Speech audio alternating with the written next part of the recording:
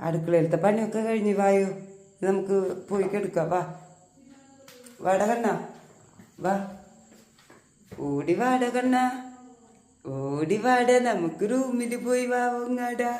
ഓടി വാ, വാ മോന്, വാ വാ, ഓടി വാ, ഓടി വാ കണ്ണ, വാ വാ വാ വാ വാ, ഓടി വാ.